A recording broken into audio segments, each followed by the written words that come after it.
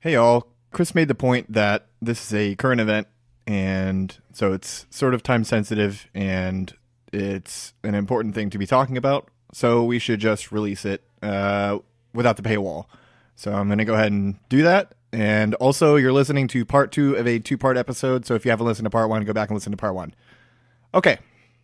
I knew this was going to be a heavy episode for me. I I'm sure this is a lot to take in for you and for everybody listening. It's a lot. This is just like these are just broad brush. This is just themes. I just told you about like massacres and unrest and fucking riots and rapes and like deforestation and palm oil exploitation and exploitation of labor and like the holding of an internal colony in Papua. And that would understandably cause some tension among people in Indonesia who care the way we do, right? So that brings us to our current events. I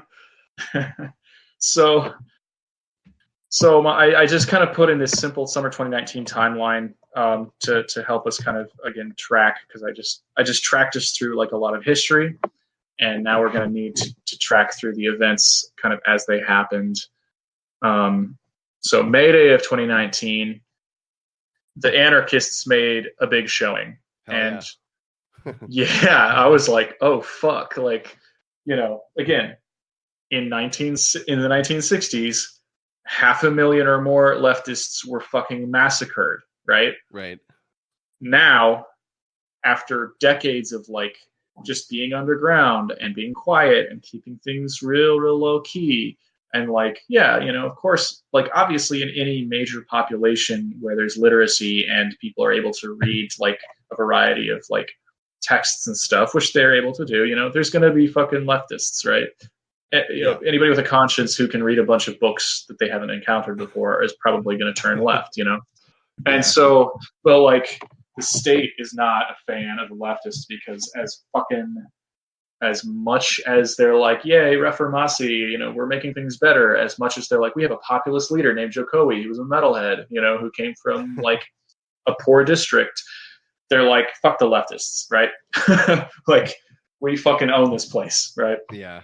So on May Day, there was a big showing by anarchists, and people self-identifying as anarchists. But it was still huge. I was slightly surprised by just like, damn, like they were just like all over the place. But also some downsides. There was a bunch of vandalism that was attributed to them. I don't know. Again, right? Post-truth. It could have been a false flag. It could have been just people being dipshits. It could have been anything. But the convenient. It's so weird that people care so much about vandalism. That's one of those things that I have always been like, what's the big deal? Yeah, I think somebody smashed up a thing. Oh, make another one. Right.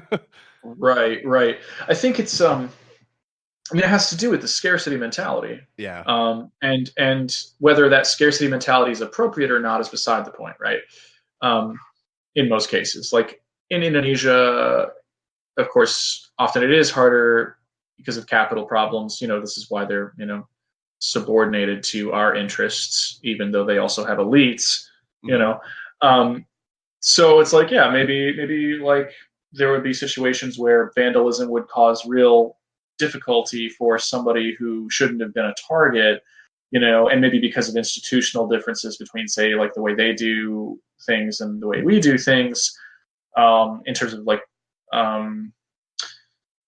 spaces, buildings, etc. Right? I mean, I'm just having a hard time imagining that there's any vandalism of like, someone's fucking like dumpling cart or like their shack or something like that. Like, exactly. It's always like or something like that, or a dumpster. Yeah. Right, exactly. And so I was actually, the reason I brought this up this way is because I was initially really enthusiastic, right? Yeah. I was like, fuck yeah, burn it down, right? And then, because like having lived there under Suharto, by the way, like half my fucking life was into that asshole. Even though I had the relative safety of an American passport, you could still get affected. And it's like, I'm not selfish enough to think that because I'm personally physically safe from like the general depravity of like a particular regime, that I don't give a fuck about like my neighbors or friends who are being crushed every day, right? So that's a whole thing. But like, right. So I was that's like, called oh being fuck normal. yeah, like, well, right, exactly, right. So just Not being clarifying a my freak. position. Yeah, right. Not being a fucking chauvinist dipshit, or a fucking capitalist freeloader. So I was enthusiastic, but then I saw that I looked closer at some of the images, not all, and this is why I'm wondering like what actually happened. There was a bunch of vandalism of like a school for special education of like people who were like learning impaired, or what, I forget what the term is now, but like people with disabilities and stuff. So of course there was like a bunch of people on social media going like, oh, these fucking anarchists, they have no respect, right? So I was like, okay, but that begs the question: did anarchists actually do that? So Right. because you can fucking dress black bloc and then be an asshole, but not be an actual anarchist. So probably a cop. So then a bunch of these anarchists. It's really easy to fool everyone else into thinking that you're one of us, but harder to fool us into thinking you're one of us.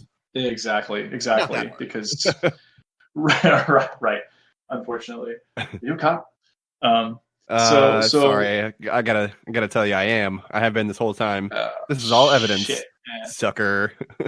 Well, you've just admitted to some kind of crimes, I think, maybe. So funny thing is, actually my jurisdiction as an FBI agent extends over this, so I'm going to take all this evidence with me. Oh, fuck. So, yeah, beginning of the best buddy cop movie ever made. I'll just have to call my friends in the former Epstein pedophile network who have global control. Perfect. Yeah, I went to the movies with those guys last week. Right. So another thing that happened that I was very not enthusiastic about was that the fucking pigs caught a bunch of the anarchists, on our own fucking holiday, right? Caught a bunch of them, just grabbed them out of the fucking crowd, and shaved their fucking heads to humiliate them, because over there they shave your head if you're like a prisoner, like you're a fucking convict. There's a good propaganda song about that. Rattan Cane. Oh yeah. Yeah. Oh yeah. Yeah, about having anarcho punks off the street and shaving their mohawks and stuff. Yeah. So they basically did that, taking out their piercings. Yeah, fucking annoying, right? Yeah. Fucking cops, forced conformity and all that. It's like, so it's then, and then they also it's sung from the perspective of the cop,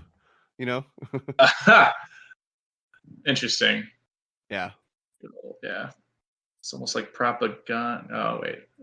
It's like one of the songs that I could imagine like a aggro like oi punk dude like getting into that song because of the way they sing it, and like the fact that it's like sung from a cop's perspective. It's like right. Yeah, you're definitely taking the right message from this. Right. And yeah, so they humiliated these poor bastards, shaved their heads, and they also just fucking goaded them, like they forced them to crawl around on the ground and shit. I don't remember if they eventually released them or if they threw them in jail for a while. Things were kind of heated and confused because, again, like the cops in the state are saying one set of things, journalists are saying another set of things. The fucking normies don't know what the fuck is going on, They're just here anarchist, and they're like, wait, what? Anarchist? What? So a few months pass. Like what is that? Like what what does that mean? You're right, exactly. You're right. Do you think like everything should just be like people just do whatever they want? Like just do whatever? Like no rules and no bad times? No, this can't be real. It's the anarchists who are wrong. So a few months pass, right? So that was May Day.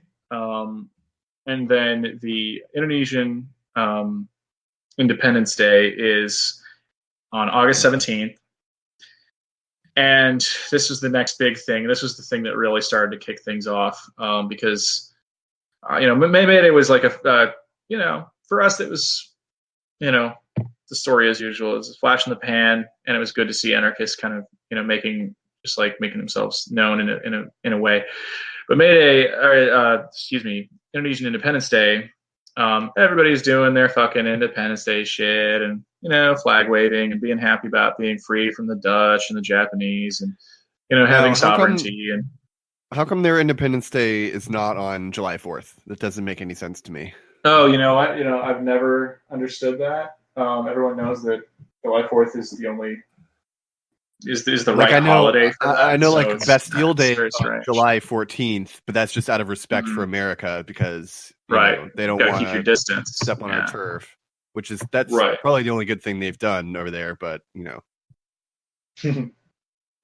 yeah, maybe they just decided that if the French were waiting 10 days, then they would respectfully wait another month roughly, and then it makes sense. And then we are much more powerful than them, so. right. You can tell how powerful your state is based on the day in the summer from July that it celebrates. Yeah. How many days after July 4th? Yeah. It's like an advent calendar. Like if you have more than one national holiday, you're being uppity. Right. We have to intervene. Yeah. The second national holiday triggers a WMD accusation. No one's allowed to have better fireworks than us. Fuck off. We're looking at you, China. So on August 17th, blah, blah, blah, blah, they're doing all their shit. They're fucking shooting off fireworks. And also they do this hilarious thing that I'm not sure why they do it. I never found out. But they have this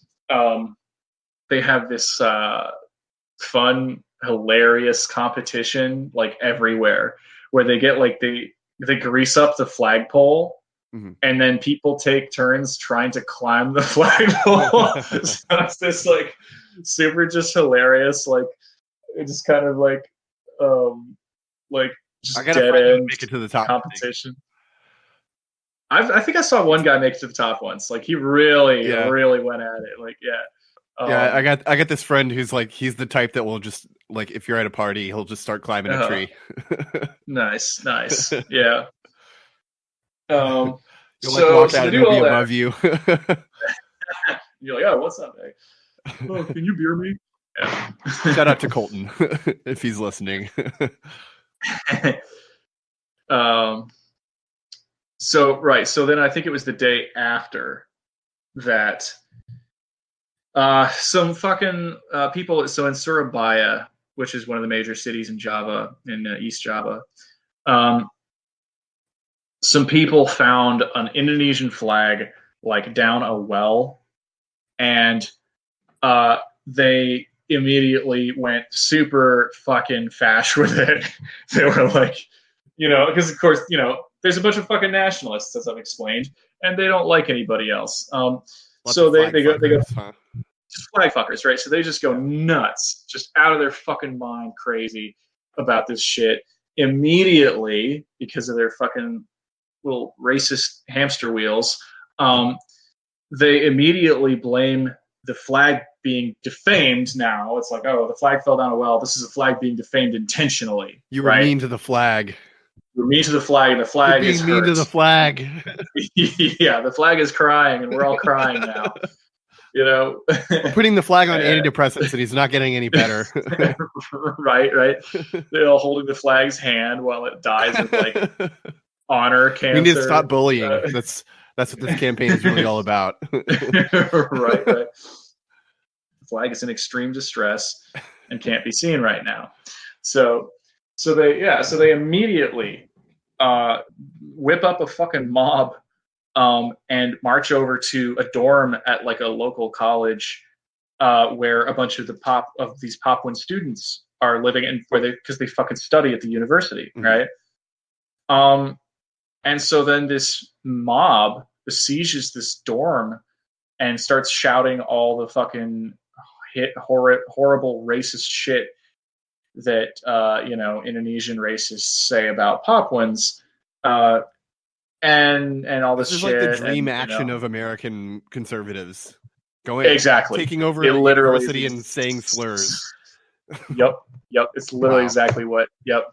So they do this, and it's this huge fucking scene, right? I mean, these Papuans, in this storm are like I think they basically barricaded themselves inside out of terror, right? Yeah. Which you would, because they're like, generally speaking, I will just say this.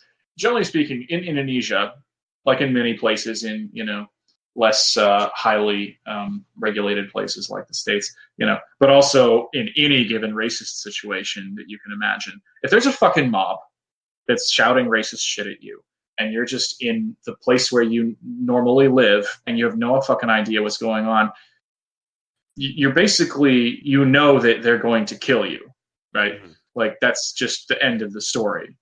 And that's how it happens. And in Indonesia, when a mob like that whips up, it is common that whatever the fuck they're going on about, they're going to kill somebody about it, right? Or they're going to like really fuck somebody up, everybody's got a fucking machete or something at home, it's a garden tool. It's normal. I have one in my room. Mm-hmm. Right. So you get, yes, you have. Yes. So, you get pissed off, you grab your shit, and you go over to where the people are that you're pissed at, and then you kind of figure it out one way or another. So this whole fucking scene, this whole fucking episode, and it was like real bad. And then,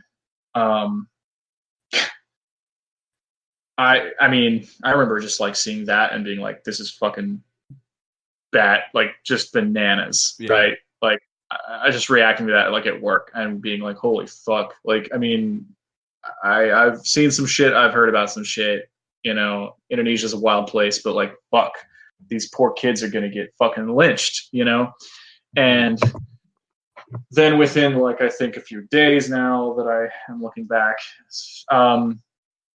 the reaction across, because this is the era of Twitter now. This is the era of like very fucking fast social media. Yeah. So this happens in Surabaya in East Java, which is like if it happened in fucking, New Jersey or something, right? And then just to let the listeners know, we're in the DC area, so that's kind of close. Yeah. No, yeah. So like that. Right. And so it's like, it'd be like, so if something like that happened in Jersey, and then the whole fucking country lights up like 2 days later. So the Papuans, in West Papua in particular, who have had a Free Papua movement mm-hmm. for decades, since like the 70s, because of the shit that happened in the 60s, and because it's like they never got to say how they wanted to be free, right? They got handed off from the Dutch to the Indonesian state, which was then within a few years the Suharto's Indonesian state. Mm-hmm. So then like I said, he just fucking opened the doors and let everybody in to do all that shit in terms of exploitation. Now he did not like other things. Anyway, okay. Sorry, getting sidetracked here. So the Papuans are basically a resource colony, right? Yeah. Right. Like, it's their land. They've been there the whole fucking time. And yet, over the past 100 years, all their shit's being taken away from them. I've mentioned the Grasberg mine a couple times. It cannot be overemphasized. It is the largest gold mine and the third largest copper mine in the world. It is held and operated by Freeport-McMoRan, an American corporation conglomerate. And as of Jokowi's administration, I think it was in the last year, they decided to kindly buy a majority share, by like a sliver, a majority share of the mine, mm-hmm. so that they could then then then it could be the Indonesian state controlling it instead of an American conglomerate, even though it's essentially a partnership. Yeah. But again, there are no Papuans running this fucking mine, at least not the way you would think of it, right? It is all outsiders just sucking it out. So things have not been great for them. So there were these mass demonstrations all over West Papua and Papua. These are two different provinces now that were created after they decided Irian Jaya, glorious conquest, was not very politically correct and not conducive to smooth politics. But we saw protests in cities all across the country, as far west as Sumatra. So it'd be like if this shit popped off in Jersey, like I said, and then the whole country, including like Seattle and LA, the next day was like, fuck that. And it wasn't just Papuans in these other cities; it was people who were like, say, activists or like concerned people, and that was really encouraging because, Papuans are very, very condescended to in Indonesia. They don't get a lot of latitude. And like I said, there's this kind of horrible sort of racist, nationalist, anti-Papua sentiment among a lot of people elsewhere. And so it was really, really encouraging to see so many people mobilized that quickly in support of, not just the students, but in support of the Papuan essentially rising, because they were flying their own flag in these protests, right? Not the Indonesian flag. And they were chanting, we are not the red and white, which is the Indonesian flag. We are the morning star, which is the Papuan flag. So very explicitly, like, fuck you, I won't do what you tell me. So that's the flag you had on your profile. That's the flag I had in my Abbey for like a couple weeks. Yep. Okay. Yeah, that's what that was. It looks a bit like an inverted color American flag, but just with one star. But like, yeah, if you look it up, if you look up the Papuan Morning Star flag. It's a red bar on the left side with a white star, and then some blue and white stripes on the right side. Yeah. Yeah. Pretty cool. Yeah, and so it's a nice little flag. And I think the flag of Papua New Guinea came up alongside it though, and I gotta say that one's a lot cooler. Oh, yeah. It looks like an ANCOM flag, but with stars and some kind of like swallow or something like that. Oh yeah. I forget, is that a bird of paradise? There's a lot of cool birds out there. Bird of paradise, right? Yeah, that's definitely a bird of paradise. So these risings happened. I mean, if you look up the footage, I was looking at it on Twitter. I don't know how easy it is now to find that on Twitter, especially because a lot of it's in Indonesian, these posts. But you could probably find a lot of it on YouTube. Just like watching people in their traditional regalia or just traditional wear, marching, chanting, singing with bows, with their flag, with all this stuff, marching on these streets through various villages and towns out in the country, and then the people of these small settlements, coming out of their homes and then just joining the march spontaneously, right? Like that's very indicative. That's very telling. And then in the cities like Jayapura, which is a sizable city in north, like on the north coast of Papua, where a lot of the resources and stuff go through. It's a port city, of course. And then like Wamena, which is like smaller by a good deal, but like still a center of sorts. It's like if you go to Papua, you've heard of Wamena. So Wamena, Jayapura, a few other towns and cities started to go through some serious upheaval. I forget. Was it Wamena?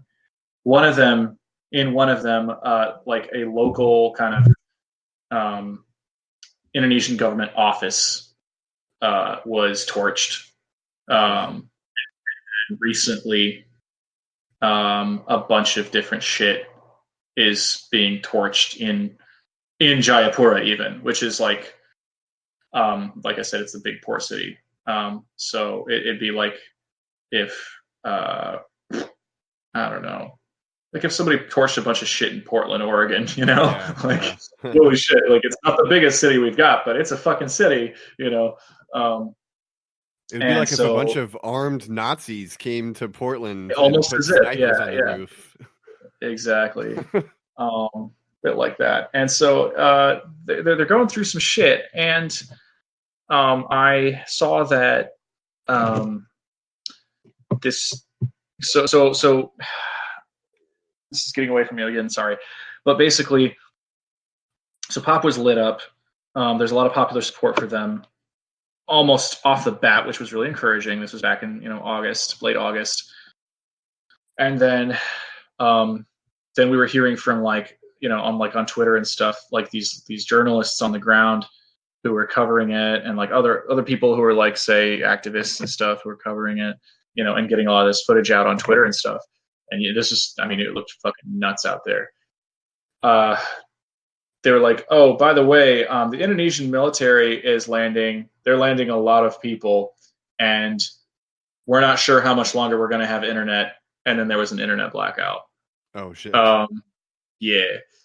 There was also talk, and I don't know if this was confirmed, but there was talk that what they call Densus 88, which is Special Detachment 88, was deployed, which is Indonesia's special anti-terror goon squad. What is the 88 a reference? I know, right? I actually looked that up, and there's some ambiguity. Okay, so it's Heil Hitler, basically. Right, basically. So what's interesting is actually that in because the founder was born in 1988. Yeah, right. So actually, if you look at the Wikipedia, there's like, well, there's one story that says this, and there's another story that says that. So the number 8 in a lot of Asia is considered a lucky number. So there is. There are people who are like, they kept the 88 because 8 is lucky, and when you say 88, it's like supposed to be extra lucky. That's just a thing. So there's a lot of things with like a lot of 8s on them. I don't know that's like that's definitely like, that's consciously a retroactive application to whatever the origin story was, right? But Special Detachment 88, Densus 88. Was formed in 2003 in response to the 2002 Bali bombing by these fucking jihadist bombers and stuff, and that was the aughts was a time when there was a ton of fucking terrorist activity, bombings and shit, and it was pretty fucking creepy stuff. So it was pretty easy for them to say, hey, we're going to create an anti-terror squad, and join the war on terror. So Densus 88 was funded, trained, and equipped by the U.S. and Australia. Hooray!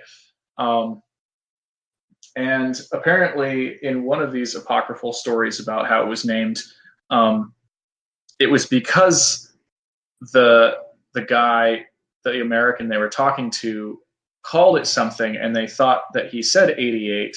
And then later they were like, oh, well, we think he didn't actually say 88. But who knows? Because obviously DHS is full of fucking Nazis. So we don't know. We don't fucking know. But it's creepy as fuck. So, and then just the other day, just to wrap this up on like the events, the events themselves in Papua, like I think it was literally yesterday that there was like a set of protesters in Papua that were marching, and the cops just started firing on them and killed like 20 or 30 of them, like right on the fucking spot. So that's cool and not horrifying at all. So I want to talk about this guy Wiranto. It's common in Indonesia, at least among the Javanese, to just have one name. So a lot of these Javanese politicians just end up sounding like these fucking like badasses because they just have one name. So you're like, wow, that's either really cool or really scary or both. I don't know. You're very cool if you have either one name or like 6 names, 6 names, right? Exactly. Yeah. So Wiranto. There's this character in a manga called 5-Star Stories. He's the main character, and his name is like Amaterasu no Mikado Disgran Greece Idas the Fourth. It's like, damn, that's a badass name. I'm not gonna argue with that guy. Yeah, exactly. So Wiranto is old as fuck now. He's like 72, and so he was a military leader back in the day when Suharto was in charge. So again, like I said, a lot of these guys are still creeping around doing stuff, and a lot of them have not really actually lost that much power, or maybe they've even gained power doing other things. So there's a perception that Wiranto had a moderating influence during the times of the crises of the late 90s when Suharto was ultimately kicked out, right? Mm-hmm. Oh yeah, I see you highlighting this. So the OE and the U is just because there was like the old spelling, and then they fixed the spelling. The Dutch would spell it OE, and then now they just spell it with a U. So Suharto can be spelled either way. There's also Sukarno's like that. So if you see an OE in Indonesian spelling, it's like the old style. Right. Yeah. So,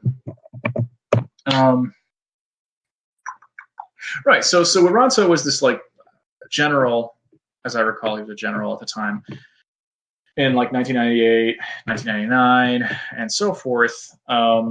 He had the option to basically pull a Suharto and just impose military rule during this crisis. But he kind of stepped back and said, no, we're going to let these other elites and, kind of talk to the people, figure out this new kind of liberal democracy, reformasi thing. Cool guy. Right. So he's a super nice, cool guy, and there's no problems at all. So anyway, moving on. No, just kidding. So he's been labeled like a military reformist because he pulled the military back from Indonesian politics, which, for a long time they were very they had their hand in a lot of things. They still have their hand in a lot of things, but maybe not quite so much as they did under Suharto. Because again, Suharto was a fucking ex-general himself.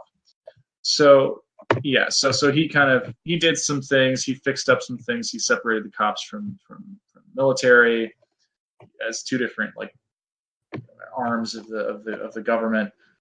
But East Timor is still in his hands, all that shit that people have probably heard of, but basically a few thousand East Timorese were murdered by the military, and many people displaced, and he had the authority to stop it. He did not, and it seems he had full awareness of what was going on, and he did nothing about it. Mm-hmm. And there were other things that happened, massacres and stuff during that era, during that period of time that he really didn't do much about. So super cool. In 2003, a court in East Timor, this is after it had basically gained its fledgling independence from Indonesia, partly through interventions. They indicted and charged him with crimes against humanity because of all that shit, and then probably through political pressure, then they backed down. So he skated, and then he ran for president a few times. So you're seeing this kind of pattern with this guy, that he really likes being in charge of shit. That's crazy to me, being like, you have committed crimes against humanity, and then later being like, maybe not, actually. Maybe not. We reviewed the books, and actually, you're super great. So, not something you would ever expect anyone to back off on. Right. Maybe you just committed regular crimes. Right. Crimes around and beside humanity. Right. Who are human. Yeah. So then, if this doesn't tell you anything, I don't know what does. In 2016, Joe Coey, our super nice, happy charm campaign guy, who listens to Metallica and, there's lots of cutesy Obama-style videos of him hanging out with kids and stuff. He appointed Wiranto as Indonesia's coordinating minister for political, legal, and security affairs. So kind of like, So Joko is basically Beto. Yeah. Yeah, basically, yeah. And I actually looked up. I looked on online and found on YouTube some stuff about Wiranto's sort of talk about this current situation in Papua. He had a press conference a couple weeks ago, and I managed to use my very rusty Indonesian, and I hope that people forgive me if I made any mistakes in translation. But a lot of this was like, you hear a lot of this kind of spin in Indonesia, and that definitely sets it apart from places like the United States, where politicians are only purely honest and never tell lies or misdirect the conversation, right? So Wiranto said about the Papua situation, in the middle of this fucking blackout, by the way, and sending troops and shit. He's like, okay, so we need to allow due process by the justice system to give the final verdict on how all these people died. You're like, what? All these people that you're like, okay. And this was before, by the way. This is just like before what I just told you about, like the cops just shooting up a bunch of protesters just at will. That happened like the other day. This guy's talking 2 weeks ago, so cool. If this is how he's talking at the time, then. So I'm guessing this is he's invoking due process in the same way that it is usually invoked nowadays too, where it's just like a completely reactionary thing to protect. Absolutely. Power. Yep. Okay. Yep. He's just saying like, oh, everybody's reacting and getting all hot, and we just have to let like the experts like process this and like go through it. And he said, we have to autopsy these bodies to determine what was going on. And then he says, it's really problematic though, because there's all these people that are like, oh, we don't want them autopsied. We don't want them autopsied. And he's like, and that's just causing difficulty. And so that's the first thing he starts with. And then he says, also, right now we have this problem where there's these sort of, interested parties of some kind that are really just trying to discredit and undermine the Indonesian government, and that's not very nice. And that's very unhelpful of them. And let me just tell you some things about Papua. You see, if you look at all these indices and these stats, life is actually improving for the people in Papua and West Papua. Again, 2 different provinces now. And then he goes through, basically he goes through educational metrics and outcomes. And he talks about how like, back in the day, there were only this many hospitals and clinics, and now there's so many more hospitals and clinics. So things are actually really improving. Then, and this is basically a theme right now. Like this is just like part of the fucking churn in the media right now, I guess. He talks about the alleged presence of anarchists in the Papuan region. He's like, oh, people keep talking about all these anarchists there. This whole like, people say thing that like Fox News does a lot. And then he goes, ultimately though, we must all come together and just learn from all this. And we need to create a future where there's like a place for all of us.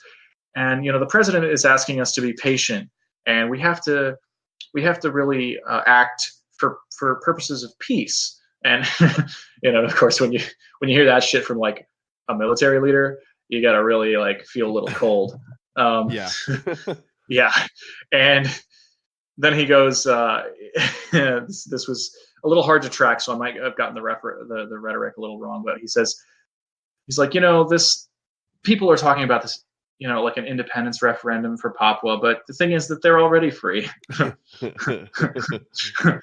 We're all free. And then he says, and this was the fucking just the balls on this guy, right?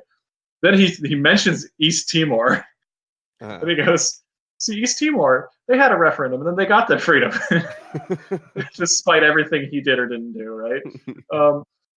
But the thing is that, like, West Papua, they had a referendum, and it didn't go anywhere. So, what's the big deal here? And then he kind of takes a jab at Benny Wenda, who is like a major agitator and I think in exile actually in the Free Papua movement. He's either in exile or he's literally just hiding in the woods. I forget. And then he goes with like the real grim shit. I mean, this guy really knows how to fucking talk about, the fact that everybody's fucked. Whereonto goes, the thing about this imposed internet blackout is like, the thing is like everyone's on social media these days getting all these signals about how things are bad there, and they get the most negative stuff and they get all wound up, and unruly. And that just makes it really difficult for us way over in Jakarta, like in the government, to like maintain stability and peace. And they're just exacerbating the situation, He's like, how are we do whatever we want if you're always complaining about what we do? Pretty much, yeah. So then he like urges the audience, and these extremely sympathetic press people who literally are like laughing at his jokes and shit, right? So that's really, really encouraging. And he goes, I just want us all to be patient as like we work to stabilize the situation. The people there are already showing improved attitudes. And then guys once everything is stuff nice, up all the time, love talking about stability. Yep, exactly. And then he goes, and this is like the real fucking clincher. I mean, like this guy's just straight up just Gestapo shit. Like he goes, once everything is nice and conducive again, then we'll reopen the internet. Like, awesome, dude. That's not the darkest shit I've ever heard. Yeah. And conducive is the Indonesian, like, it's their loan from the word conducive. And they use that word a lot now to just talk about like, like, oh, do you want to come over and hang out? It's not really conducive for me right now. Like it's sort of just describing your situation in shorthand. It's like, I can't really, like, yeah. Oh yeah. Like, can we make this trade agreement? Things just aren't conducive, So he's using this word that anybody would use about like, just as a sort of a wave, just a hand wave toward like, wow, it doesn't really work for, he's like, so once everything works for us, then we'll lift the blackout. Yeah. It doesn't really jive with us right now to have the internet on. Right. Not feeling those vibes from the internet. Not just right, not vibing. And since he gave that press conference, just in the last few days as well, two at least Twitter prominent voices, at least one is a journalist, and I think the other she's a human rights lawyer actually, so I should put that. So Veronica Koman, who's the human rights lawyer, and Dandy, what's his name? Shit, let me look this up real quick. I had it open in my other Twitter because I have two Twitters. Come on. Dandy Laksono. So he is a journalist who went to Papua and was filming the West Papuans rising, and basically he was just arrested. Today. Oh shit. Yeah, oh, wow. Today. Sorry. Fucking news time. Twitter time moves fast. Feels like a year. But yeah, so basically, so is just feeling more chill vibes now. More chill vibes. I think he's starting to. His enemies are in jail. Pretty much, well, I massacred all these protesters, and I'm putting these journalists and lawyers in jail. So I think things are starting to just really work out for me. Yeah, yeah, and I wouldn't be surprised personally if he might decide to just stay as like a kind of just like this kind of upper level statesman bureaucrat, like master fucking Kissinger type, or he might actually run for president again, using this kind of rhetoric. I'm not sure, but so that's dark. Meanwhile, and this is just to throw it in the mix. So slash and burn activities are like a big fucking thing over there, and pretty much every year there's this slash and burn season where all these farmers and plantation people will slash and cut down all this plant material that's grown up and burn it away. And because it's dense and wet and full of, and also there's like just tons and tons and tons and tons of it all being burned at once. It creates what they generally refer to as the haze, which is like, all these like kind of classic sort of paradigmatic photos of like Shanghai or Beijing these days, where you're like, oh man, like the air looks like shit. It'd be like if you took that and just did it for like a month all over Southeast Asia just by burning a bunch of fields and shit, or like forests and shit in Indonesia. That also these fires fog. Yeah, right. Just gotta love it.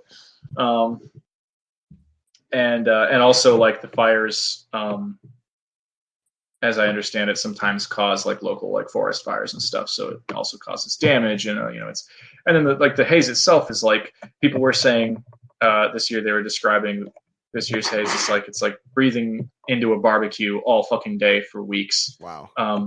Yeah. Like people have to wear masks and they still can't get any fucking relief, and it just gets into everything. And, women are like, I'm afraid for my baby's health and survival. Like, I think this is going to be permanently damaging them and stuff. And yet, it just continues. And that's, this is nothing new, unfortunately. This has been going on since, I think, probably before I was born, so decades. But it's getting worse, it seems. And it's one of those things that like every fucking year, every other country in that region goes, fuck you, Indonesia, what the fuck, do something about this. And they're like, well, it's not conducive. Like,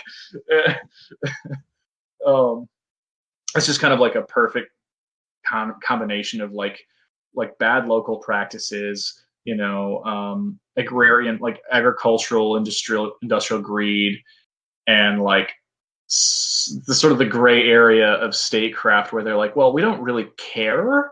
We want the taxes and the profits, and it's too expensive and difficult to control these people. So we're just going to not, we would rather brutalize Papuans. I love state logic. It rules. Yeah, exactly.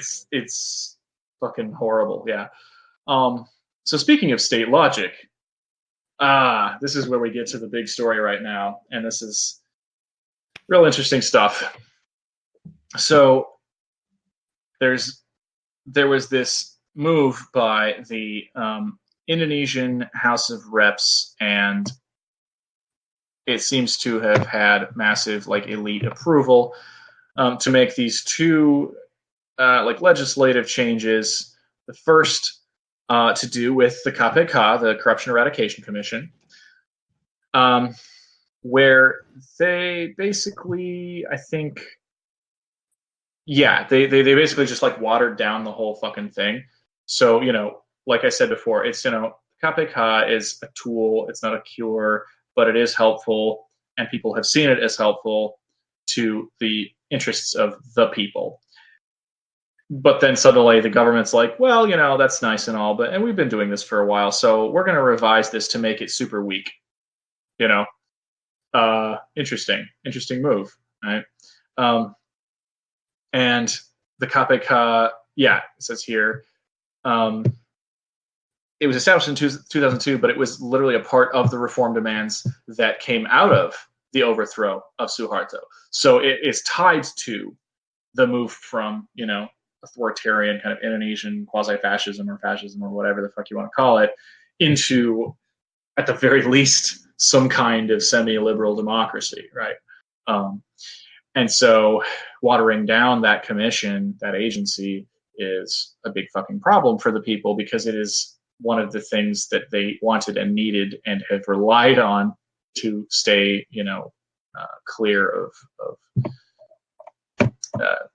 even more state repression. It's like, oh God. So there's that. So there was, a poll. People, by a vast majority, fucking hated this revision, and they were like, fuck this. There were small protests. And then in the meantime, let's see, that was in When did that happen? Oh yeah, that was early September. Okay, yeah.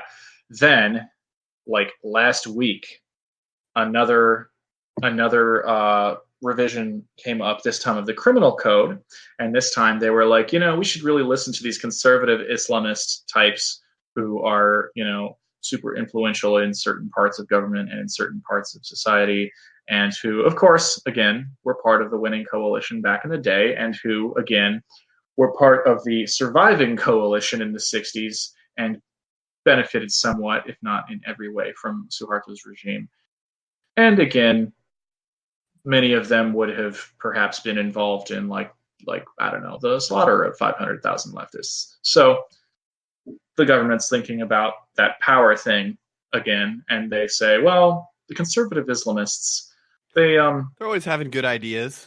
They're always having good ideas, and we think we should take some of their ideas and put them in the new revised criminal code. So the proposal, as I've seen it here from Wikipedia, because again, parsing through Indonesian Twitter is tough.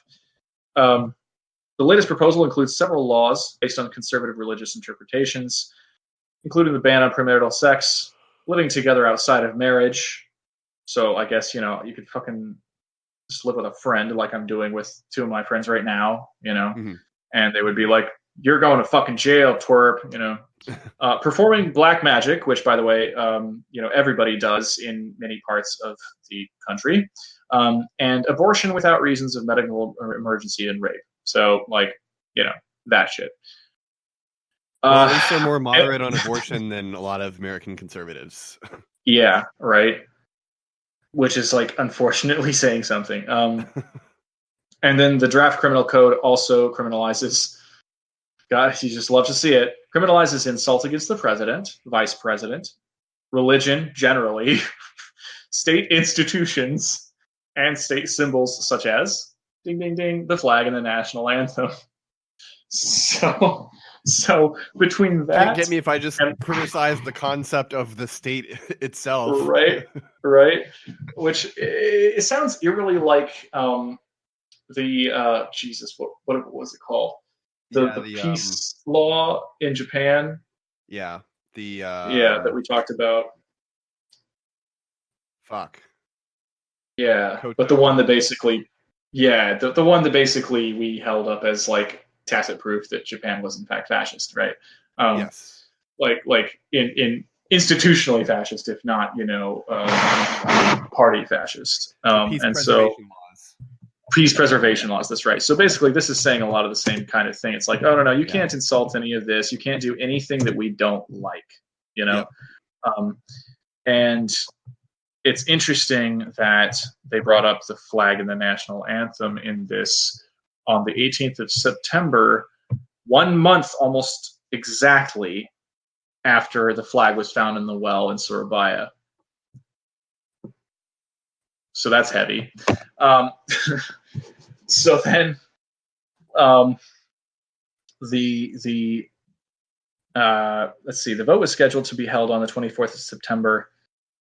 Joko Widodo decided to postpone the vote because of people just being like, "What the fuck is this?" Mm-hmm.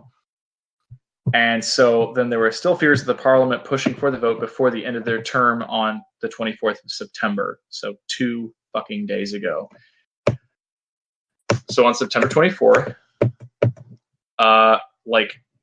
thousands, maybe tens of thousands of university students and other people, but it was largely organized by the students, turned out in dozens of cities across Indonesia in protest against these revisions, and they were hashtagging, for example, reformasi di korupsi, which means the Reformation is being corrupted. Mm-hmm. They also hashtagged Gajayan memanggil, which means Gajayan is calling, and Gajayan was the site of the death of a student protester in 1998 when Suharto was being protested.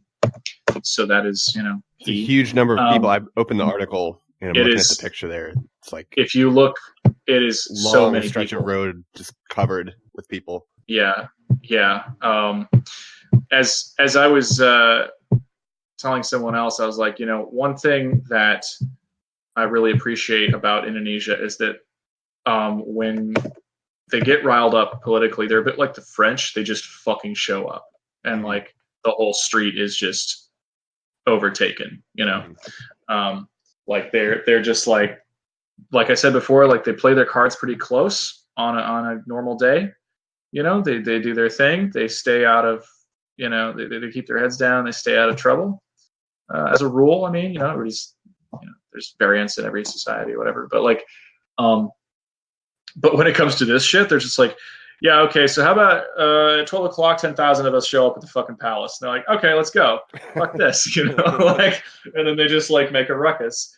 So the 7 demands. Oh shit, I meant to put this in the fucking notes. I will find them real quick. You know what? I'm looking at this picture and I thought of why people why they appeal to vandalism, and it's part of the whole thing of like cleanliness, like the appeal to cleanliness that fascists do, and it's very genocidal.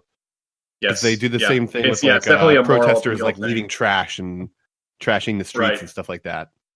Yep. Let's see, where the fuck is this? I had it. Fucking hell. So of a brace joke, but if you care about cleanliness, I'll put you in a fucking hole.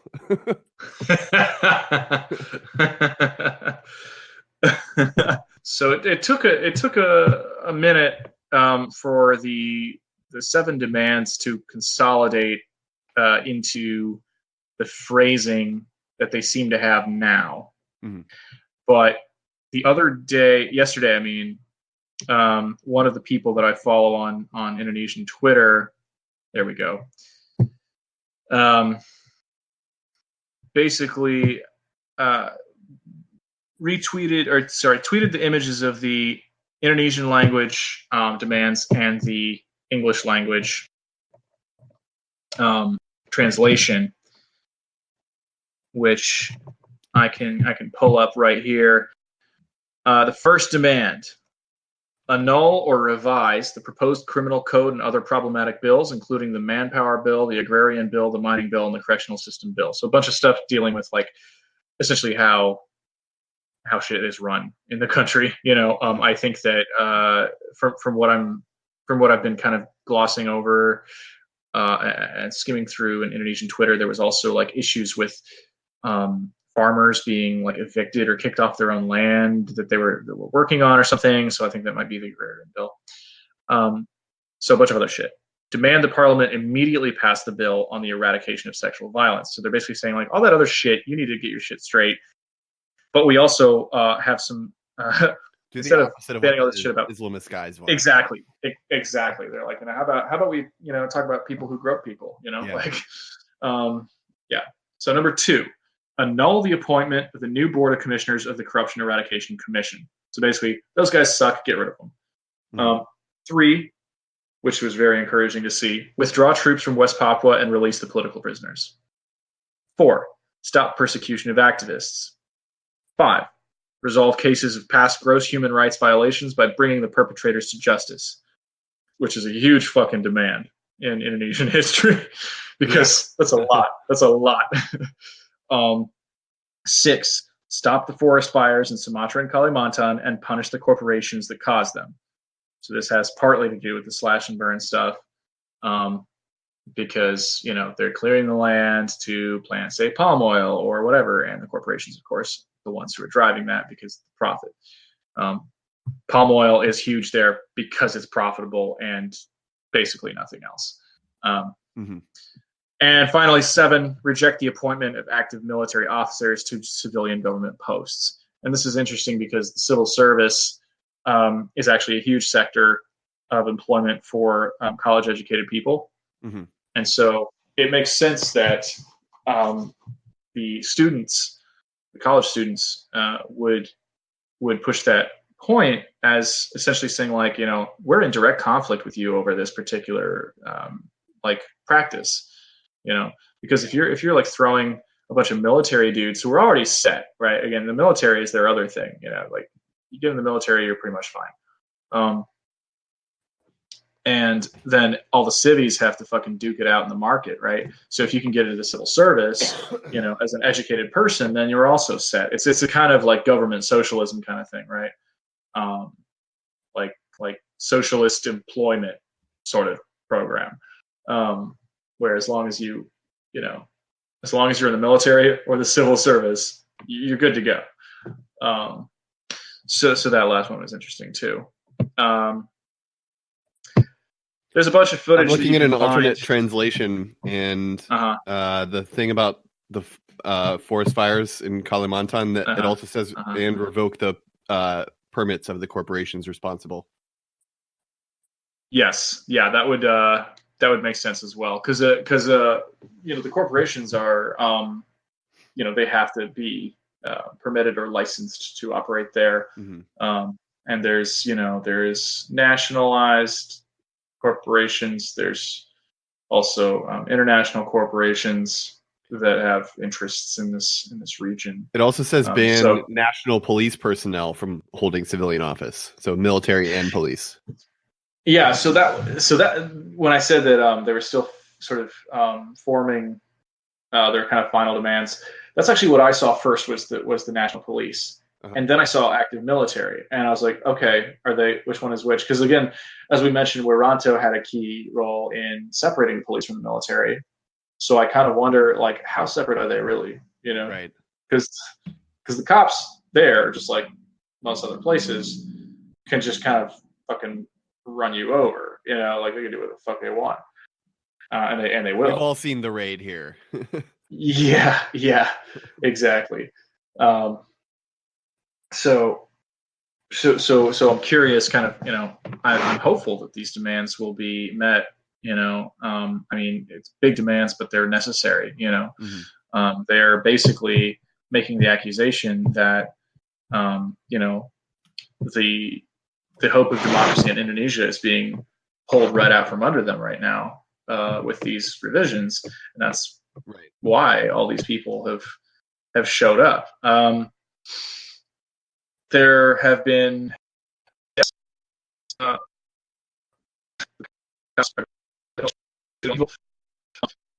not like anything on the scale of the fucking Paris Commune or anything. It's not like they're just lining them up against the wall or something, but like it's just like typical, like you're in these protests, it turns into a riot, or the police say it's a riot and they start just shooting at you. But when they were at the gates of the Indonesian House of Reps the other day, the police turned water cannons on them. You can see that footage on YouTube, and it's fucking wild. But the people are very defiant. That yesterday, after the college students had kind of staged their really big protest on Monday, yesterday, a bunch of high school students, at least in Jakarta, showed up to form their own protest, kind of on behalf, in a way. And so that was also significant, just because it showed that there was more than just college students involved, that there were people spontaneously joining in this kind of general movement against these revisions, these kind of backtrackings of the government into further brutality, and so within the protests of the university students, the mahasiswa is the term in Indonesian. Students wore the colored blazers of their respective universities. So I guess they do this thing where they have blazers that are colored according to like their university colors. So it's a bit like a uniform, right? So they wore their blazers to show, like, we are the people of this university, you are the people of that university, but also show solidarity as students of the university system. They had a lot of messaging, really good, like social media stuff about like self-care, stay hydrated, wear like comfortable clothing, all the stuff that you usually see.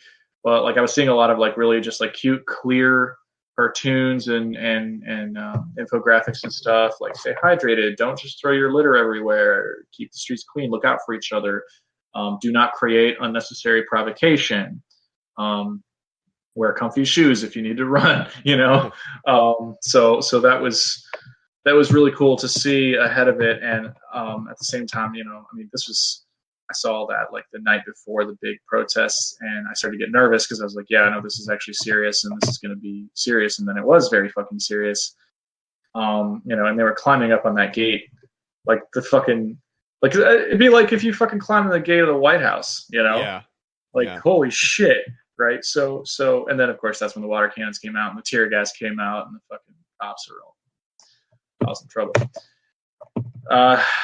So, I saw, one guy, one person, I don't know any identifying information about them, but I retweeted this, I should say, earlier this evening, that one of the protesters had been there with a traditional Papuan, like, satchel, that had the name Papua, like, stitched onto it.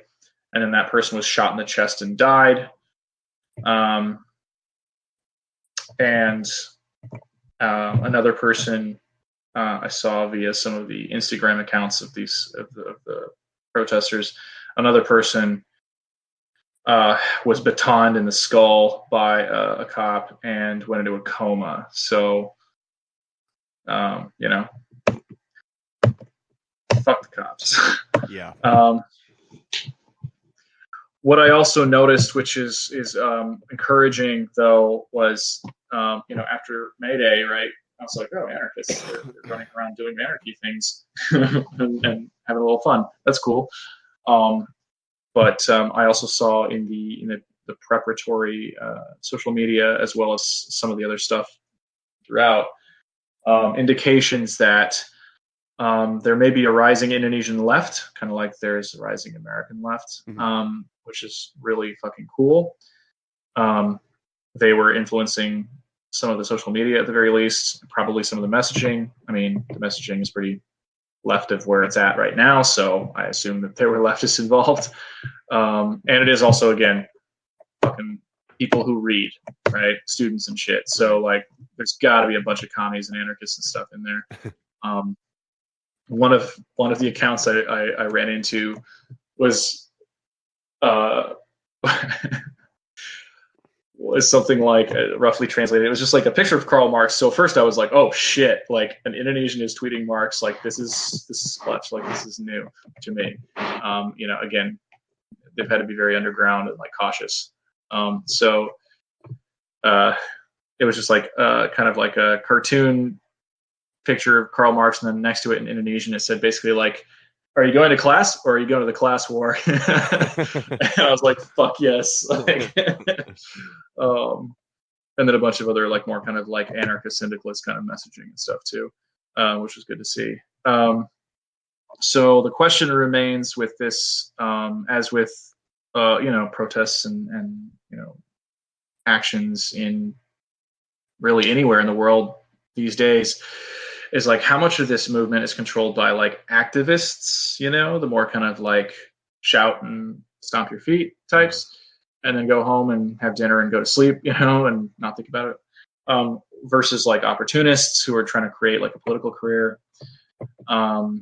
versus like actual organizers who are very serious and who are committed to achieving lasting concrete goals, Right. And I think that we will see from their interactions with the state and what they're perhaps able to achieve, what that answer is, what's actually going on. And I'm sure it's a lot of, little column A, little column B.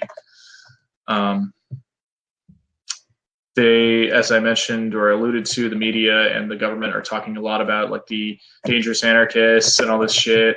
And they make them sound so cool. I know, right? They make us sound so powerful and interesting, and cartoon villain and shit. And also in some of the media coverage, they were saying they're using the term anarchistis, which is like not the word. It's anarchis, So it's like they were like not even using the proper term. It would be like if they call us anarchistists, Anarchoists. Yeah, anarchists or anarchists. Like, okay, apparently you're politically illiterate. And again, they've been saying it about Papua. Now they're saying it about, the mahasiswa, the students. And the whole, I think the effort is they're trying to say, oh, there's these anarchist agitators, which, probably true. But then, of course, the classic anarchists as terrorists play. And then they can unleash Densis 88 on everybody. So that I think their messaging is steering toward some kind of crackdown with popular approval, or like crackdown with a veneer of state legitimacy and all that kind of shit. So to kind of bring it around to like the fun part of being an anarchist, here's somebody spray painting the words "We're pissed" on the roof of an overturned vehicle, which you can see in the notes. And currently Jokowi is considering his response as of like today. So I don't know, but we shall see. I have also going to flip over a car and spray paint. I don't care.